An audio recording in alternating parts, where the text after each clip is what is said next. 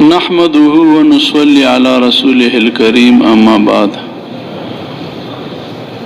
فأعوذ بالله من الشيطان الرجيم بسم الله الرحمن الرحيم كنتم خير أمة أخرجت للناس تأمرون بالمعروف وتنهون عن المنكر وتؤمنون بالله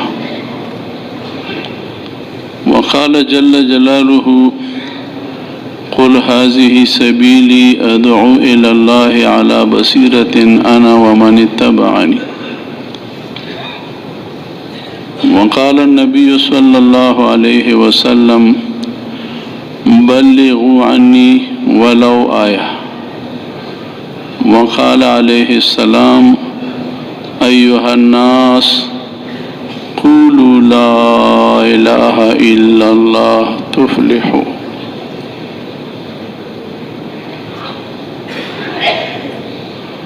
میرے محترم دوستوں اور بزرگوں، یہ ایک حقیقت ہے کہ اللہ جل جلالہ کے ذات عالی کے سوا تمام مخلوقات اللہ کے امر ارادے کے بغیر کچھ بھی نہیں کر سکتی۔ یہ ایک حقیقت ہے۔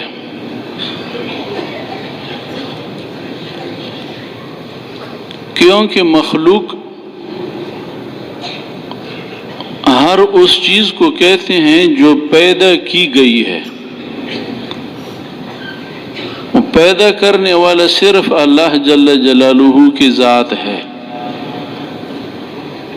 کسی چیز کا وجود نہیں تھا، اللہ جل جلالہ موجود تھے، موجود ہیں، موجود رہیں گے۔ اللہ جل جلالہ کی ذات عالی کی نہ ابتدا ہے اور نہ انتہا ہے۔ تمام مخلوق پر اللہ جل جلالہ کا قبضہ ہے۔ ایک ذرے کے برابر بھی اللہ جل جلالہ کے قبضے سے باہر کچھ بھی نہیں ہے۔ یہ ایک حقیقت ہے۔ اس حقیقت کو سمجھانے کے لیے اللہ پاک نے ہر زمانے میں نبیوں کو بھیجا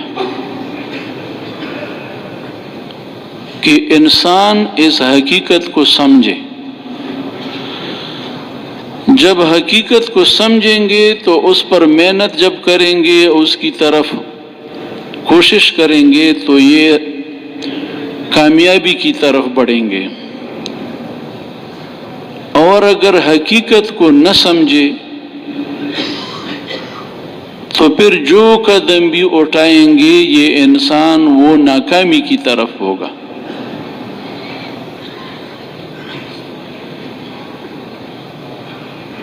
انسان کا ہر قدم اگر وہ حقیقت کو نہ سمجھا تو ہر قدم اس کا ناکامی کی طرف جائے گا، اور اگر حقیقت کو پا لیا، سمجھ لیا اور دل کے اندر گہرائیوں میں اس حقیقت کو اتار لیا کہ کرنے والی ذات صرف اللہ جل جلالہ کی ذات عالی ہے، اس کے سوا کوئی کچھ نہیں کر سکتے۔ کوئی مخلوق چاہے وہ کسی بھی شکل میں ہو، کسی بھی شکل میں کوئی مخلوق ہو، تو وہ اللہ جل جلالہ کے ذات عالی کے بغیر کچھ بھی نہیں کر سکتی۔ یہ ایک حقیقت ہے۔ اس حقیقت کو سمجھانے کے لیے اللہ پاک نے نبیوں کا سلسلہ چالو فرمایا، اور پھر اللہ پاک نبیوں کی طرف وہی کتابیں اللہ پاک نے بھیجی، صحیفے بھیجے، بڑی بڑی کتابیں، 4 کتابیں، تورات شریف، زبور شریف، انجیل شریف، قرآن شریف، اور اس کے علاوہ جو صحیفے گزرے ہیں، آئے ہیں اللہ کی طرف سے، یہ سارے صحیفے اور یہ بڑی کتابیں یہ اس حقیقت کو سمجھانے کے لیے اللہ پاک نے نازل فرمائی ہیں، اور یہ ساری کتابیں آسمانی یہ انسان کی طرف متوجہ ہیں، ان کا کوئی مطالبہ زمینوں سے نہیں، آسمانوں سے نہیں، سمندروں سے نہیں، پہاڑوں سے نہیں، کوئی مطالبہ نہیں۔ اللہ پاک نے قرآن پاک میں یہ بیان فرمایا ہے کہ ہم نے اس امانت کو، یہ جو امانت ہے دین اسلام، یہ کلمہ، یہ ہم نے آسمانوں پر، زمینوں پر،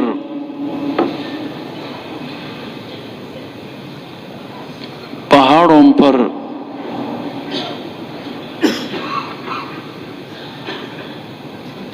ان پر ہم نے پیش کیا کہ اس کو اٹھا لو، اس امانت کو اٹھا لو، اس کا تم برداشت کرو، اس بوجھ کو۔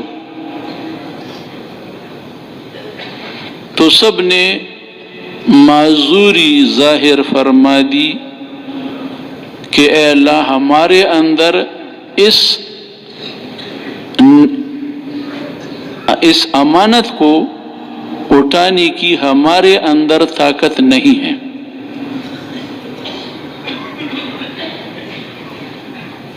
اِنَّا عَرَضْنَا الْأَمَانَةَ عَلَى السَّمَاوَاتِ وَالْأَرْضِ وَالْجِبَالِ، کہ ہم نے آسمانوں پر، زمینوں پر، پہاڑوں پر اس امانت کو پیش کیا۔ وہ امانت کیا ہے؟ وہ ہے لا الہ الا اللہ، یہ امانت ہے۔ اس میں اللہ کا پیغام ہے کہ اے دنیا کے رہنے والے انسانوں، اس میں تمہاری طرف پیغام ہے اللہ کا کہ اللہ جل جلالہ کے سوا جو کچھ بھی تمہیں نظر آتا ہے یا تمہارے علم میں ہے، نظر تو نہیں آتا، علم میں ہے، وہ اللہ جل جلالہ کے ذات عالی کے سوا کچھ بھی نہیں کر سکتی۔ یہ امانت ہے، اور اس کو دلوں تک پہنچانا ہے، اس امانت کو دل تک پہنچانا ہے۔ یہ دل کی امانت ہے۔ لا الہ الا اللہ انسان کے دل کی امانت ہے، دل تک اس بات کو پہنچانا ہے۔ سارے نبیوں نے اس بات کی کوشش کی ہے، پوری طاقت کے ساتھ، ہر قسم کی تکلیفیں برداشت کر کے، کسی حال کو نہیں دیکھا۔ نوح علیہ السلام نے 950 سال اس امانت کو اپنی امت کی طرف پہنچانے میں خرچ کیا، اور روز، دن، رات، 24 گھنٹے، جہاں پر بھی جو ملا اس کو اللہ کا پیغام پہنچایا۔ تو دل تک پہنچانے کی یہ بات ہے، یہ کلمہ ہے لا الہ الا اللہ۔ جب تک یہ دل تک نہیں پہنچے گا اس وقت تک آدمی دین اسلام پر نہیں چل سکتا، اور اگر کسی وجہ سے چلے تو اس کے چلنے میں، اس کے عمل میں طاقت نہیں ہوگی۔ جیسے منافقین مدینہ منورہ میں منافقین تھے، یہ کلمہ پڑھتے تھے، لا الہ الا اللہ محمد الرسول اللہ، یہ کلمہ پڑھتے تھے۔ نبی کریم صلی اللہ علیہ وسلم کے ساتھ ان کی اقتداء میں مسجد نبوی میں 5 وقت نماز بھی پڑھتے تھے، عمرے بھی کرتے تھے، حج بھی کرتے تھے، صدقے بھی دیتے تھے، جہاد میں بھی جاتے تھے۔ یہ اعمال کرتے تھے، لیکن جو اصل تمام اعمال کا جو اصل ہے یہ لا الہ الا اللہ، یہ ان کے دلوں میں نہیں پہنچا تھا۔ تو اللہ پاک فرماتے ہیں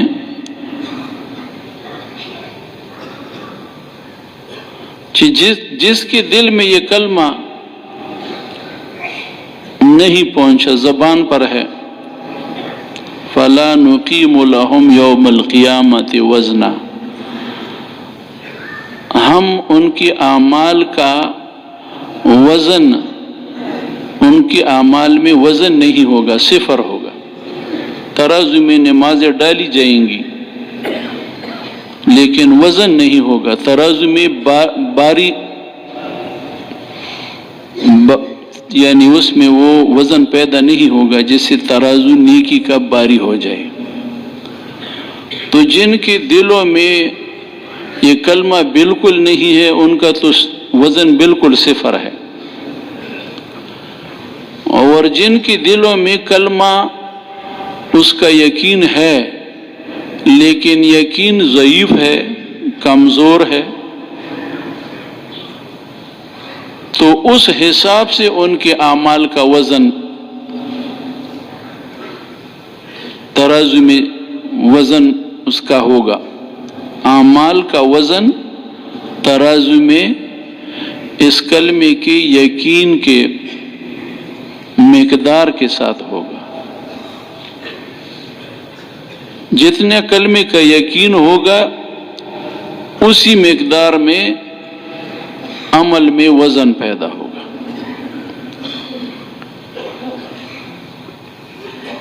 حدیث شریف میں آتا ہے، حضور اکرم صلی اللہ علیہ وسلم فرماتے ہیں کہ میرے صحابہ کی ایک مد جو، ایک مد 3.5 سیر کا ہوتا ہے، ایک مد جو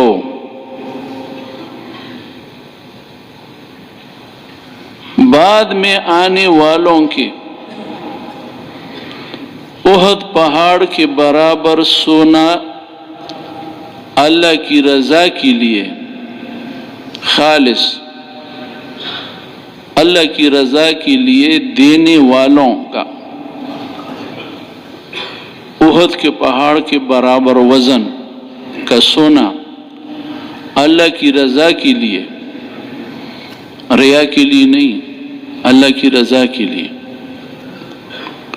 اتنا سونا بعد میں آنے والے اگر خرچ کریں، میرے صحابہ کے ایک مد کے برابر وزن نہیں ٹھہرے گا اس کا۔ حالانکہ ایک مد جو، مکئی، گندم 3.5 سیر ہوتا ہے، اور احد کا پہاڑ 15 کلومیٹر سے زیادہ لمبا ہے، تو اتنا سونا وہ صحابی کا ایک مد جو تو اگر آنکھوں سے آدمی دیکھ لے تو احد کا پہاڑ تو بڑا بھاری ہونا چاہیے مد کے، لیکن وہاں پر تو ظاہری شکل کو نہیں دیکھا جاتا، وہاں پر تو اخلاص کو دیکھا جاتا ہے، یقین کو دیکھا جاتا ہے، قربانی کو دیکھا جاتا ہے۔ 5 وقت نماز ہم اور آپ اس وقت پڑھتے ہیں، سارے دیندار لوگ 5 وقت نماز پڑھتے ہیں، لیکن یہ سارے لوگوں کی نمازوں کو 5 وقت فرض کو جمع کیا جائے، ابو بکر صدیق رضی اللہ عنہ کے 2 رکعت فرض کی نماز کے برابر وزن نہیں ٹھہرتے ان کے۔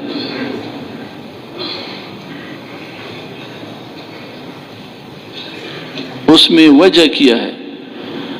تعداد کے لحاظ سے تو بہت ساری نمازیں ہیں، لیکن وزن کے لحاظ سے ابو بکر صدیق رضی اللہ عنہ کا 2 رکعت نماز ان سب پر باری ہوگا۔ وہ تو یقین اور اخلاص کی وجہ سے وزن ٹھہرتا ہے اس کا، جس درجے کا یقین ہوگا، جس درجے کا اس میں اخلاص ہوگا، اسی درجے کے مطابق اس کا وزن ہوگا۔ تو سارے نبیوں نے سب سے پہلے انسانوں کے دلوں پر اس بات کی محنت کی کہ اس انسان کے دل میں اللہ جل جلالہ کے ذات عالی کا یقین آ جائے کہ جو کچھ ہمیں نظر آتا ہے وہ جہاں سے بھی ہوتا ہوا نظر آتا ہے،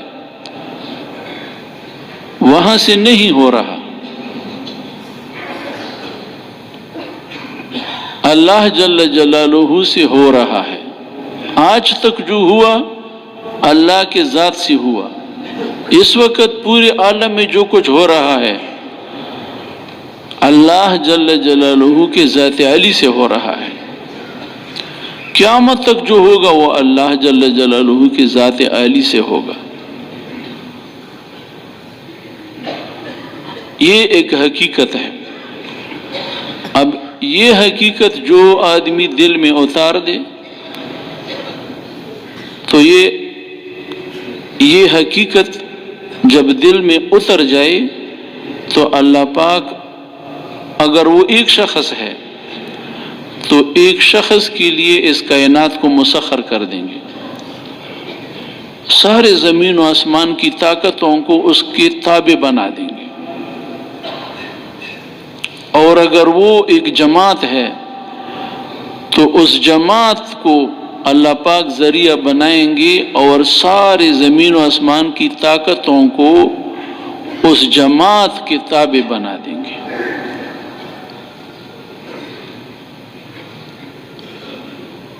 اور یہ واقعہ ہے، یہ کوئی افسانہ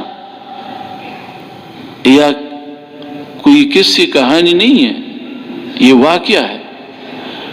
ابراہیم علیہ السلام ایک ہیں، نمرود پوری طاقت سے کوشش کر رہا ہے، تمام خزانوں کے ساتھ، تمام لشکروں کے ساتھ، تمام آدمیوں کے ساتھ جو کچھ اس کی طاقتیں خرچ کر رہا ہے، اور ابراہیم علیہ السلام ایک ہے۔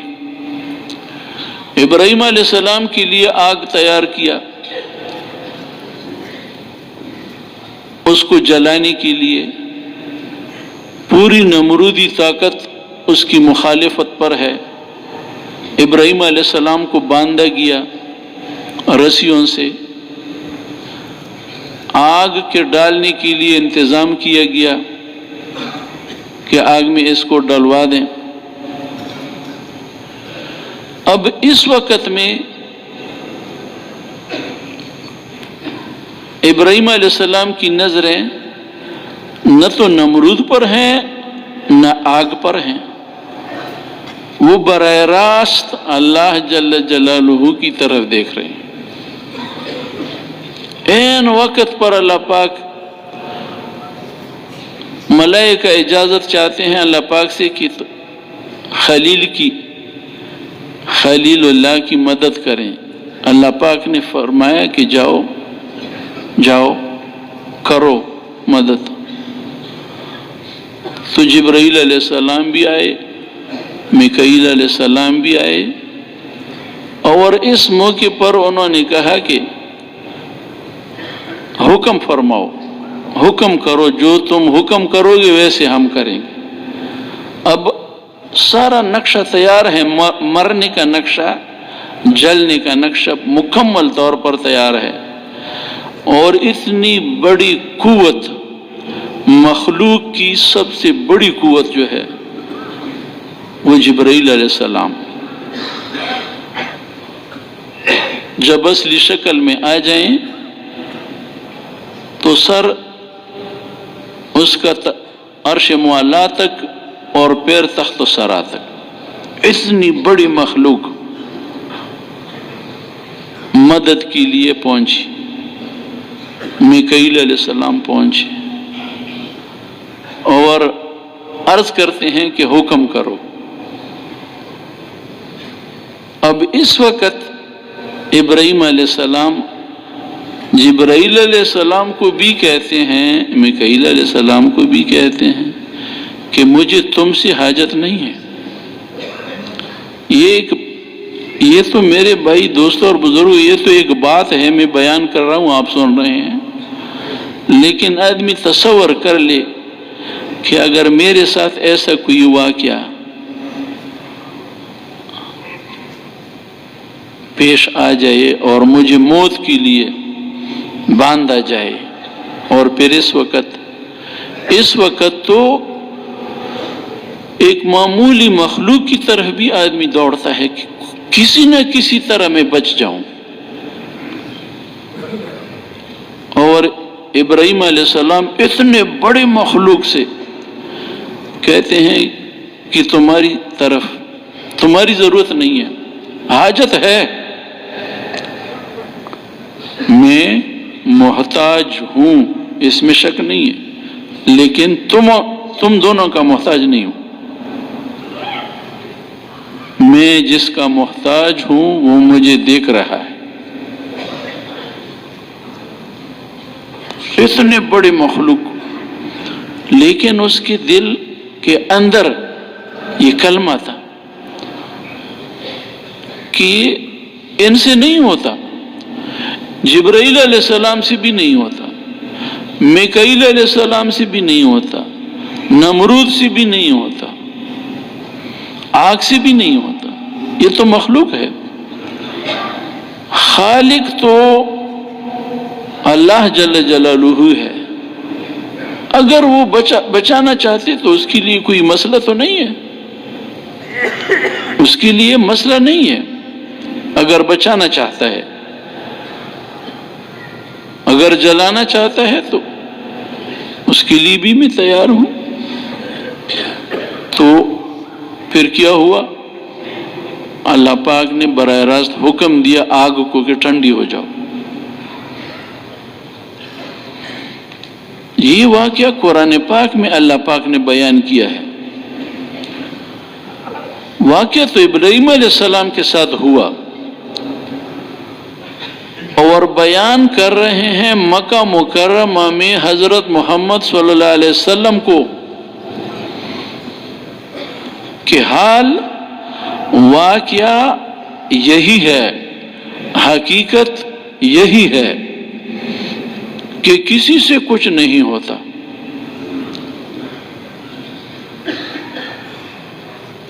اور یہ حقیقت دل کے اندر اتارنا ہے. پھر ابراہیم علیہ السلام کو حکم ہوا کہ تم اپنے بیوی کو اور دودھ پیتے بچے کو ملک شام جیسے سرسبز و شاداب باغوں والے علاقے سے لے کر ایسی جگہ میں پہنچاؤ جہاں پر پرندہ بھی گزارا نہیں کر سکتا، سانپ بچھو بھی گزارا نہیں کر سکتا، نہ پانی ہے نہ کوئی سبزی ہے، کچھ بھی نہیں ہے۔ وادی غیر ذی زرع، جس میں کوئی زندگی کے آثار نہیں ہے، موت چار طرف ہے، وہ زندگی ایک طرف بھی نہیں ہے۔ اب ایک عورت، ایک دودھ پیتا چھوٹا بچہ، اور اس کو حکم ہوا کہ اس کو وہاں چھوڑ دو، اور ان کو تسلی دینے کے لیے بھی کوئی لفظ نہ کہو، ان کو تسلی نہ دو، ان کو وہاں چھوڑ کر واپس آ جاؤ۔ تو جب وہ واپس آنے لگے تو اماں ہاجرہ نے رضی اللہ عنہا نے پوچھا کہ یہاں یعنی کس لیے چھوڑ رہے ہو؟ تو حکم تھا کہ بولو نہیں۔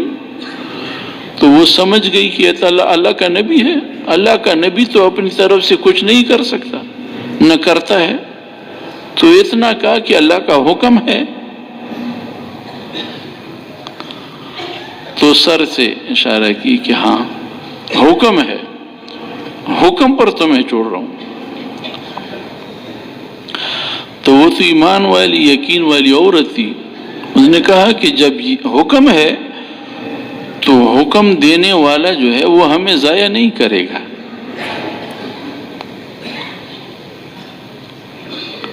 اب یہ تو ممبر پر میں بات کر رہا ہوں، آپ سن رہے ہیں، اب مائی ہاجرہ سے پوچھو کہ جب ابراہیم علیہ السلام واپس چلے گئے اور ان سے نظروں سے غائب ہو گئے، اور پھر ان کے اوپر ظہر کا وقت، عصر کا وقت، مغرب کا وقت، رات کی تاریکی آ گئی، اب ادھر دیکھتے ہیں تو اندھیرا، ادھر دیکھتے ہیں تو اندھیرا، آگے بھی پیچھے بھی کوئی۔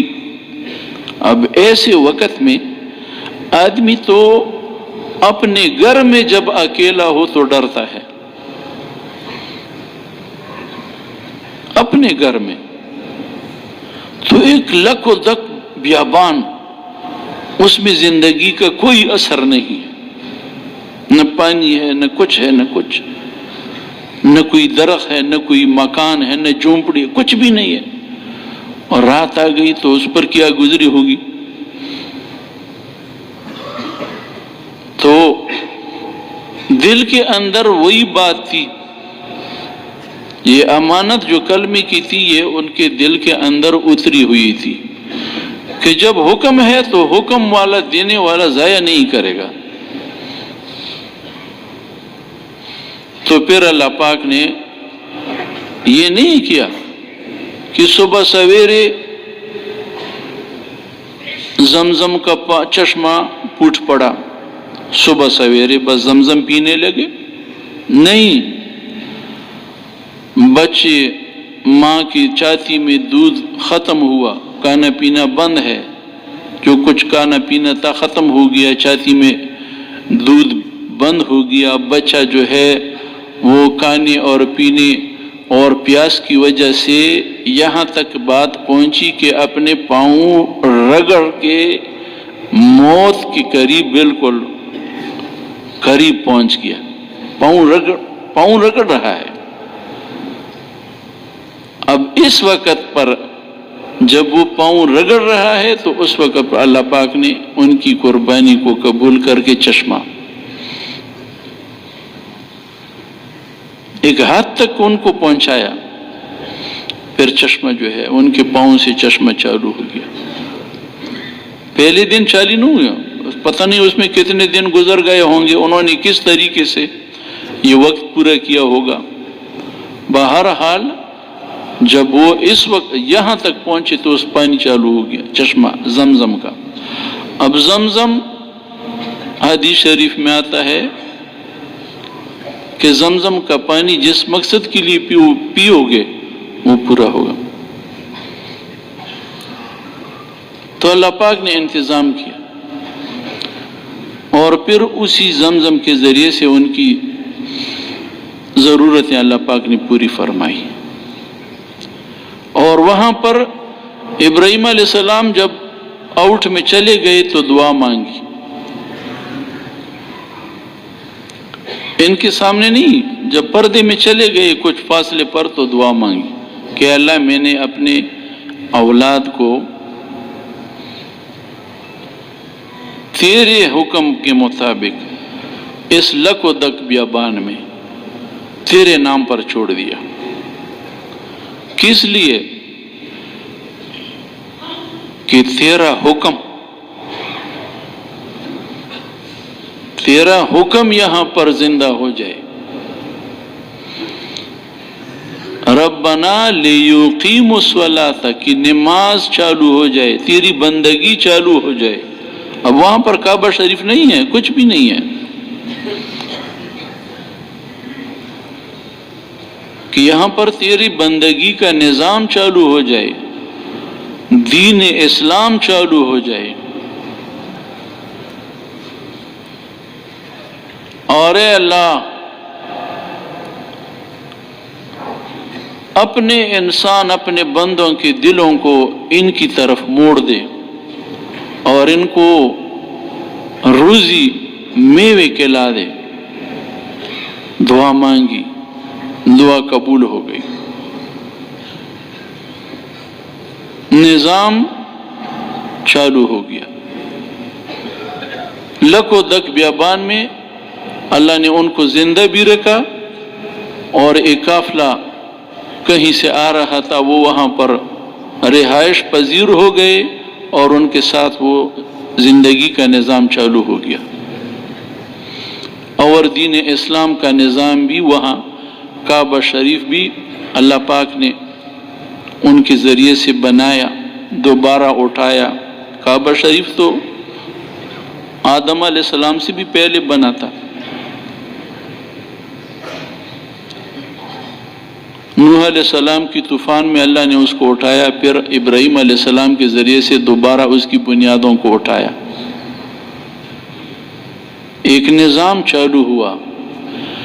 یہ ہوا واقعہ تو ابراہیم علیہ السلام کے ساتھ، لیکن مکہ مکرمہ میں حضرت محمد صلی اللہ علیہ وسلم کو اللہ پاک سنا رہے ہیں، اور حضرت محمد صلی اللہ علیہ وسلم کو اللہ پاک فرماتے ہیں کہ تم اپنی قوم کو یہ بات پہنچاؤ، قریش کو، وہ اولین مخاطب ہیں تمہارے، مکہ مکرمہ کے رہنے والے تمہارے سامنے ہیں، باقی لوگ تو دور ہیں، یہ تمہارے سامنے ہیں، یہ قریشی، یہ مکہ مکرمہ کے اہل رہنے والے۔ تو حضور صلی اللہ علیہ وسلم نے یہ واقعات ان کو سنا کر اللہ کی وحدانیت کہ یہ واقعات کہ دیکھو، جہاں سے تمہیں کچھ ہوتا ہوا نظر آتا ہے وہاں سے نہیں ہوتا اللہ کی ذات سے ہے۔ تم اللہ جل جلالہ کی ذات کو تسلیم کر لو، اس کلمے کو، یہ جو کلمہ میں لے کر آیا ہوں، لا الہ الا اللہ محمد الرسول اللہ، اس کو تسلیم کر لو دل سے، اس کی حقیقت کو دل میں اتار دو۔ تو اے میرے اہلو، اے میرے قوم والو، اے قریش، اگر تم اس کلمے کو اپنے دل میں اتار لو اور اس کو تسلیم کر لو تو میں ضامن ہوں اس بات کا، ضمانت ہے کہ یہ سارے عرب تمہارے ماتحت ہو جائیں گے، اور جتنی بھی عجم ہیں اس زمانے میں، عرب کے علاوہ جو ملک تھے، مصر میں بڑی حکومت تھی، کسرا کی حکومت ایران میں تھی، کیسر کی حکومت وہ یورپ سے شروع ہو کر کیسر کی حکومت تبوک تک پہنچی تھی۔ یہ عجم تمہیں جزیہ دیں گے. ایسا ایک نسخہ، ایسا ایک کلمہ میں لے کر آیا ہوں تمہارے پاس، دنیا اور آخرت کی کامیابی ہے اس میں. تو اس مجلس میں ابو جہل وہ بھی بیٹھا تھا. اس نے کہا بھتیجے اگر ایسی بات ہے تو ایک نہیں 10 کلمے کہو، 10 مان لیں گے اگر اتنی بات اس پر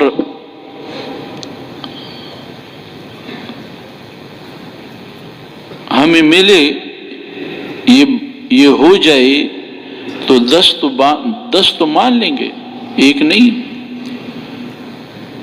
عرب ہمارے ماتحت ہو جائیں اور عجم ہمیں جزیہ دیں. اب یہ کس وقت حضور صلی اللہ علیہ وسلم فرما رہے ہیں؟ جب حضور صلی اللہ علیہ وسلم کے ماننے والے چند آدمی بے کس بے بس،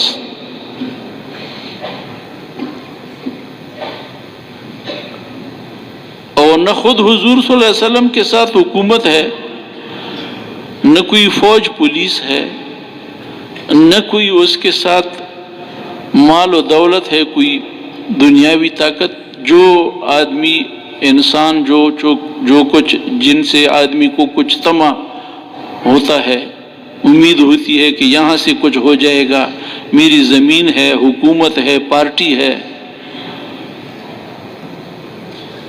قبیلہ ہے، پیسے ہیں، تو کچھ بھی نہیں ہے.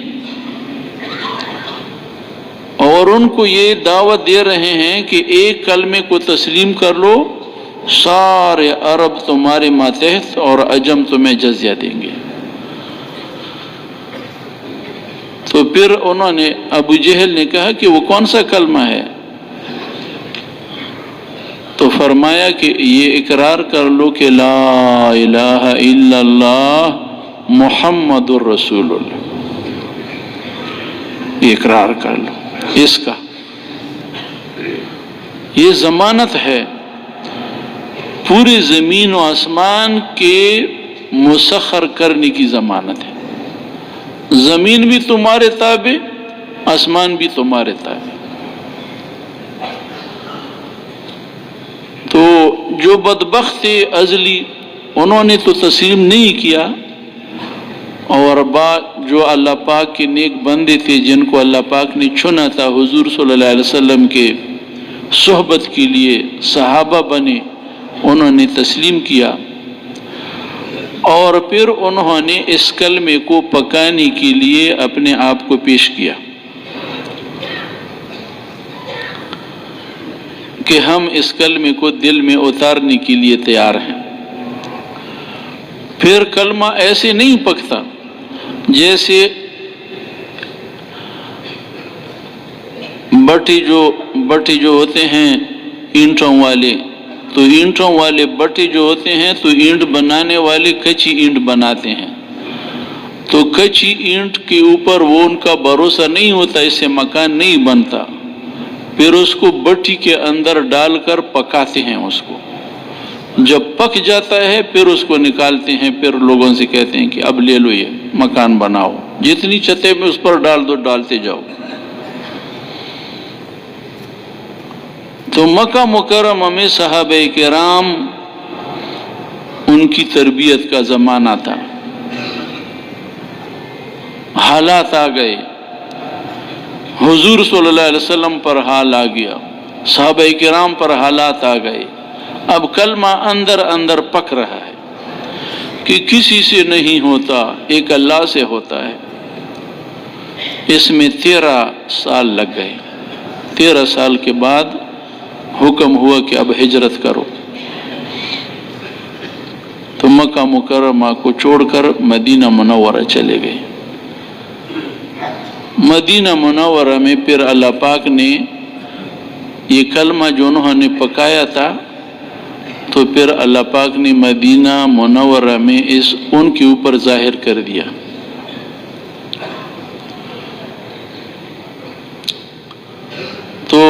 اللہ پاک نے عرب کو ماتحت کیا، اور حضرت عمر رضی اللہ عنہ کے زمانے میں تمام جتنے بھی بڑے بڑے ممالک تھے عجم کے، وہ جزیہ دینے کے لیے تیار ہو گئے، اور مسجد نبوی میں ان کا جزیہ آ گیا۔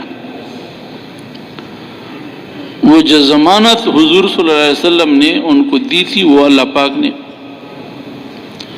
تھوڑے سے عرصے میں، زیادہ وقت نہیں لگا اس میں۔ تو میرے دوستوں اور بزرگوں، یہ جو اس وقت ہم سے مطالبہ ہوتا ہے، یہ وقت کا، اللہ کے راستے میں نکلنے کا، یہ کلمے کو دل کے اندر اتارنے کی محنت ہے۔ کلمہ تو ہے، زبان پر ہے، دل میں اس وقت دل میں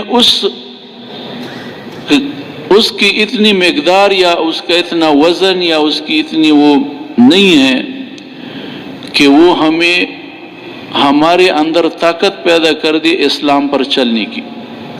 تو باوجود کلمہ پڑھنے کے ہم اور آپ کلمہ پڑھتے ہیں، وقت بھی لگاتے ہیں، شب جمعہ سے روزے ملکوں میں بھی جاتے ہیں، لیکن زندگی رواج پر گزارتے ہیں، سنتوں پر زندگی نہیں گزار سکتے۔ زندگی ہماری رواجی ہے، جہاں جو رواج چل رہا ہے، پنجاب میں جو رواج ہے پنجاب والے اس پر چلتے ہیں، پٹھانوں میں جو رواج ہے پٹھان اس پر چلتے ہیں، عربوں میں جو رواج ہے عرب اس پر چلتے ہیں۔ مسلمان رواج پر چلتے ہیں۔ تو رواج مشکل ہے، لیکن وہ واقعہ میں موجود ہے، اس وجہ سے آسان ہے۔ اور دین اسلام آسان ہے، حدیث شریف میں آتا ہے الدین یسر، الدین یسر، دین آسان ہے۔ لیکن مشکل کیا ہے؟ مشکل کیوں ہے؟ مشکل اس وجہ سے ہے کہ وہ کلمے کی حقیقت ابھی دل تک نہیں پہنچی۔ تو اس لیے فرماتے ہیں کہ ہم اللہ کے راستے میں نکل کر دو باتیں ہیں، ایک تو اول تو اپنے اوپر محنت ہے، یہ 6 صفات کی محنت ہے، لا الہ الا اللہ محمد الرسول اللہ، یہ ایک صفت ہے جو دین اسلام کی بنیاد ہے، اس کو دل میں اتارنے کی محنت ہے۔ دوسری صفت نماز کی ہے، نماز کے الفاظ کو، نماز کے ظاہری جو ڈھانچہ ہے اس کو سیکھنا، اس کے الفاظ کو سیکھنا، اور پھر اس نماز کی حقیقت تک پہنچنا، جو حقیقت ہے نماز کی اس تک پہنچنا، یہ محنت ہے۔ یہ محنت علم کے بغیر آدمی نہیں کر سکتا۔ اس کا سب سے بڑا ذریعہ اللہ کے ذات عالی کے ساتھ تعلق بنانے کا، اللہ کو پہچاننے کا، اللہ کے حکموں کو سیکھنے کا سب سے بڑا ذریعہ جو ہے وہ قرآن پاک ہے۔ کلمے میں تو اجمالی طور پر ایک یقین دل کے اندر اتارنا ہے، لیکن پھر اس کو اللہ پاک نے قرآن پاک میں کھول دیا ہے۔ اب وہ عربی میں ہے تو ہم اس کو سیکھیں گے، لیکن سیکھنے کے لیے بھی وقت چاہیے۔ وقت کے بغیر آدمی قرآن پاک نہیں سیکھ سکتا، چاہے وہ اللہ کے راستے میں نکل کر، چاہے کسی مدرسے میں ہو، چاہے کسی علماء کے ساتھ کے مجلس میں، لیکن وہ وقت نکال کر علماء کی مجلس میں بیٹھے گا، علماء سے وہ سیکھے گا، مسئلے مسائل سیکھے گا، اللہ کے احکامات سیکھے گا، نبی علیہ السلام کا طریقہ سیکھے گا، یہ وقت کے بغیر نہیں ہوتا۔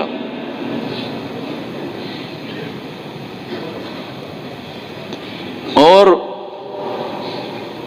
یہ چوتھا نمبر جو اکرام مسلم کا ہے، بلکہ تمام انسان جو ہیں ان کا اکرام، بلکہ جانوروں کا بھی اکرام،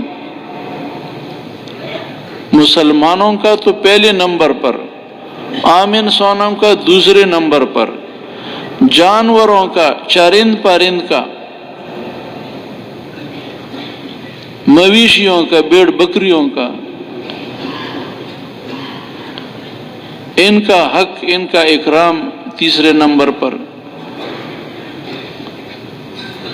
یہ ہر انسان کے اوپر اس کی ذمہ داری اللہ پاک نے ڈال دی ہے، تو وہ سیکھے بغیر آدمی کو نہیں آتا، اس کے لیے وقت چاہیے، مسلمانوں کی خدمت کے لیے وقت چاہیے۔ اگر آدمی مسلمان کی خدمت کرے یا کسی بھی انسان کی خدمت کرے یا کسی جانور کی خدمت کرے، اس کے لیے بھی وقت چاہیے۔ پھر پانچواں نمبر، دل کے اندر اخلاص کہ یہ عمل اللہ جل جلالہ کے لیے ہے، ہو جائے یہ عمل تو اس کے لیے بھی اخلاص کو سیکھنا ہے، اخلاص کو یہ سیکھنے کی چیز ہے۔ پھر تمام عالم کے انسانوں کو اللہ کا پیغام پہنچانا، یہ بھی وقت کے بغیر نہیں ہوتا،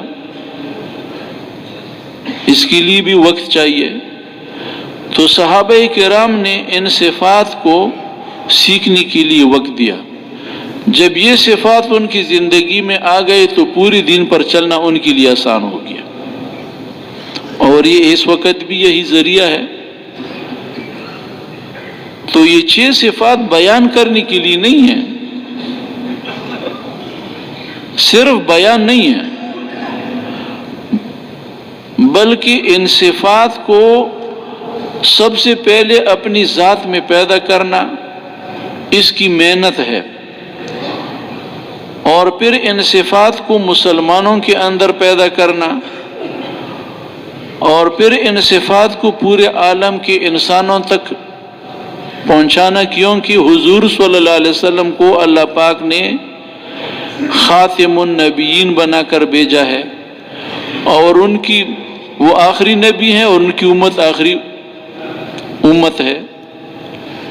تو حضور صلی اللہ علیہ وسلم نے صحابہ کرام کو سکھایا اور پھر ان کے ذریعے سے پہنچایا، پورے عالم میں اللہ کا پیغام صحابہ کرام کو ذریعہ بنایا۔ یہ جو جگہ جگہ پر اسلام اس وقت مسلمان ملتے ہیں دنیا میں، یہ ان صحابہ کرام رضوان اللہ علیہم اجمعین ان کی محنت کا نتیجہ ہے۔ اس وقت وہ تھوڑے سے لوگ تھے، حضور صلی اللہ علیہ وسلم صحابہ کرام کو کوئی 1.5 لاکھ کا مجموعہ چھوڑا تھا کم و بیش، لیکن وہ ان ذریعہ بنے پورے عالم کے اندر اسلام کے پہنچانے کا۔ اس وقت مسلمان لاکھوں میں، کروڑوں میں نہیں، اربوں میں ہے، ارب، 1.5 ارب یا 2.25 ارب مسلمان ہیں، زمین پر رہتے ہیں، یہ کلمہ پڑھتے ہیں، لیکن ان کی وجہ سے اسلام دنیا میں نہیں پھیلتا۔ اس کی وجہ یہ ہے کہ یہ وہ صفات نہیں ہیں جو صفات لوگوں کے دلوں کو کھینچتے ہیں، وہ صفات نہیں ہیں۔ تو مسلمان تو ہے لیکن صفات سے خالی ہے۔ اللہ پاک نے اس زمانے میں کرم فرمایا، رحم فرمایا. ایک اپنا بندہ ہندوستان میں معمولی درجے جسمانی لحاظ سے حضرت مولانا الیاس رحمت اللہ علیہ، ان کو اللہ پاک نے ذریعہ بنایا اس محنت کو زندہ کرنے کا جس کی وجہ سے دین اسلام عالم میں زندہ ہوتا ہے. تو اب وہ محنت اللہ پاک نے جب زندہ فرمائی اور اس کے لیے مسلمانوں نے تھوڑی بہت قربانی دے دی، اس کی وجہ سے اللہ پاک دنیا میں انقلاب لا رہے ہیں. تو اب میرے دوستو، ہم سے یہی مطالبہ ہے کہ پورے عالم میں جانے کے لیے جو تیار ہیں وہ اپنے نام پیش کریں. ماشاءاللہ.